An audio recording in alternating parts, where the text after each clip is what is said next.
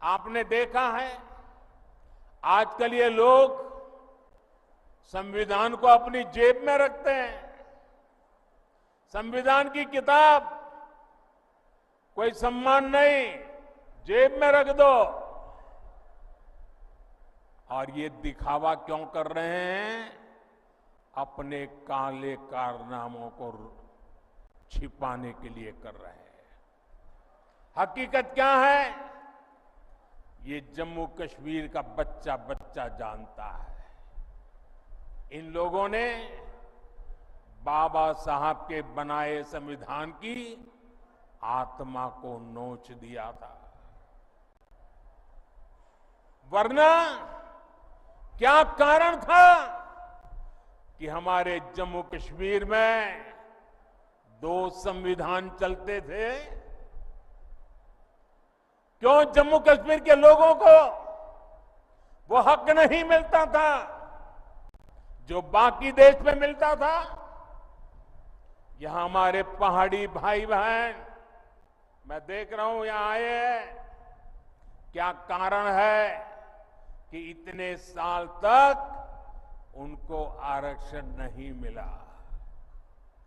जम्मू कश्मीर में ये SC, ST, OBC का नाम तक नहीं लेते थे।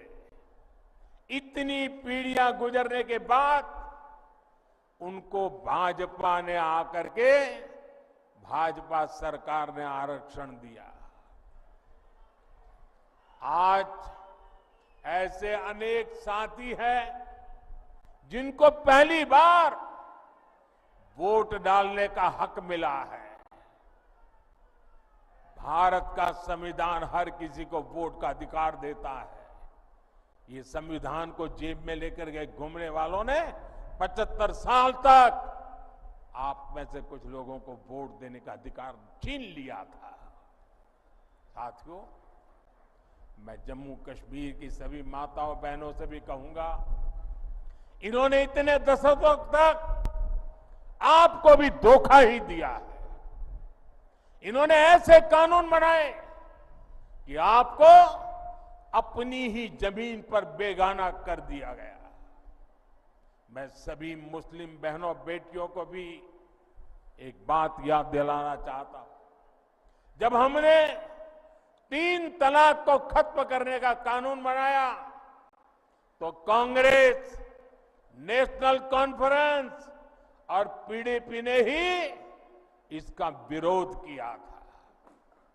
ये आपके हिमायती नहीं है, ये सिर्फ अपने खानदान का हित सोचते हैं। साथियों, आपके सामने कांग्रेस और नेशनल कॉन्फ्रेंस की घोषणाएं भी है और भाजपा का संकल्प पत्र भी है। आपके लिए जानना जरूरी है कि ये लोग कह क्या रहे हैं और उसका नतीजा क्या होगा। नेशनल कॉन्फ्रेंस, पीडीपी और कांग्रेस आर्टिकल 370 को वापस लाना चाहते हैं। आपके लिए इसका मतलब क्या होगा? इसका मतलब होगा ये 3 खानदान मिलकर पहाड़ी समाज का आरक्षण फिर छीन लेंगे। जम्मू कश्मीर में अनेक लोगों को वोटिंग का जो हक मिला है वो भी छीन लिया जाएगा। 35A वापस आई तो माताओं बहनों के हकों पर फिर वही पुरानी पाबंदी लग जाएगी। आप याद रखिए, इनके घोषणा पत्र लागू हुए तो फिर स्कूल जलने लग जाएंगे, फिर बच्चों के हाथ में पत्थर होंगे, फिर हड़तालें होगी, कारोबार पर ताले लगेंगे, नौजवान बेरोजगार घूमेंगे। क्या आप इनको वो खौफनाक दिन वापस लाने देंगे क्या? वापस लाने देंगे क्या? साथियों, ये संविधान की बातें करते हैं, और नफरत की दुकान पर मोहब्बत की दुकान का बोर्ड लगा करके घूमते हैं। मैंने आज अखबारों में पढ़ा, लोकतंत्र का एक महत्वपूर्ण पिलर होता है हमारा स्वतंत्र मीडिया। आज एक खबर पढ़ी, अमेरिका गए हुए भारत के एक अखबार के प्रतिनिधि को अमेरिका में जिस प्रकार उसके साथ जुल्म किया गया, उसने अपनी पूरी कहानी पब्लिक के सामने रख दी है।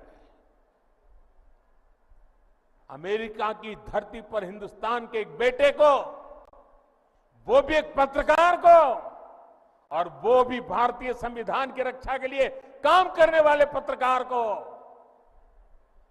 कमरे में बंद कर करके उनके साथ जो व्यवहार हुआ है, क्या ये लोकतंत्र को, संविधान की मर्यादाओं को उजागर करने वाले विषय है? क्या अमेरिका की धरती पर भारत के पत्रकार की पिटाई करके क्या भारत की प्रतिष्ठा बढ़ा रहे हो?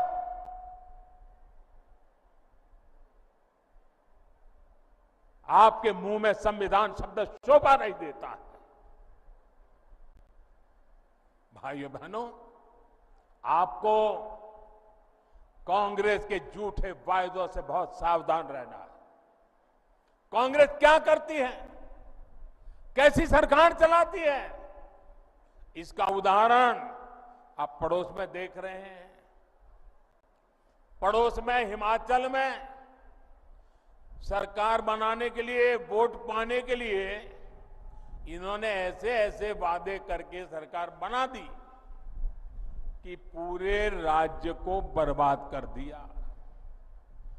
आज वहां छोटा सा राज्य, हर कोई सड़क पर है, वहां रोड, पानी, बिजली, सब काम ठप पड़े हैं। कर्मचारियों को सैलरी नहीं मिल रही है, महंगाई चरम पर है, नौजवानों की भर्तियां बंद है। मैं आपसे कह रहा हूं कि कांग्रेस भारत की सबसे बेईमान और धोखेबाज पार्टी है, और कांग्रेस का शाही खानदान भारत का सबसे भ्रष्ट परिवार है। आपको इनसे सावधान रहना है। ये ऐसे लोग हैं जो सरकारी तिजोरी के दम पर चुनाव जीतने के लिए बेईमानी के हथकंडे अपनाते हैं। ये लोग जनता को मुसीबत में डालते हैं। ये अपनी नीतियों के दम पर चुनाव में नहीं जाते। जब मैं देश को सतर्क कर रहा था, इनके खतरनाक इरादों से सावधान करा रहा था, तब ये सारे लोग मिलकर मेरा मखौल उड़ाते थे, मुझे गालियां देते थे। और आज पूरा देश देख रहा है, कांग्रेस शासित राज्यों में इतने कम समय में कितनी बड़ी बड़ी मुसीबतें खड़ी हो गई है, और उनके पापों के कारण खड़ी हुई है। साथियों, कांग्रेस की सोच क्या है, उनकी नीयत क्या है, ये उनके अध्यक्ष की बातों से भी साफ हो जाता है। वो यहां आकर क्या बातें करते हैं, मैं यहां आकर के क्या कह रहा हूं कि हम यहां ये काम करेंगे, वो काम करेंगे, यहां के लोगों की भलाई के लिए करता हूं कि नहीं करता हूं। उन्होंने क्या कहा, उनका अहंकार देखिए, अगर हमें 20 सीटें ज्यादा आती तो ये मोदी समेत बीजेपी के सब नेता जेल में होते। क्या आप लोगों को जेल में भेजने के लिए सरकार बनाना चाहते हो कि जनता जनार्दन का भला करने के लिए सरकार बनाना चाहते हो? क्या यही एक एजेंडा है क्या आपका?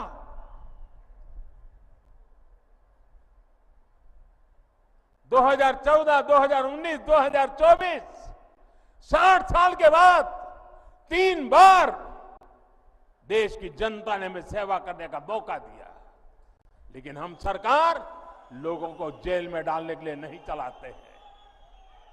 हम सरकार देश में भ्रष्टाचार को नष्ट करने के लिए चलाते हैं। हम सरकार देश के सामान्य मानवी की भलाई के लिए चलाते हैं। साथियों, जब कोई पॉजिटिव सोच ही ना हो तो फिर उनके लिए जेल में बंद करने के सिवाय कोई एजेंडा नहीं होता है। वो जम्मू कश्मीर की भलाई के लिए दो बात बता के जाते हैं, लेकिन उन्होंने तो जेल भेजने की बातें करके गए हैं। साथियों,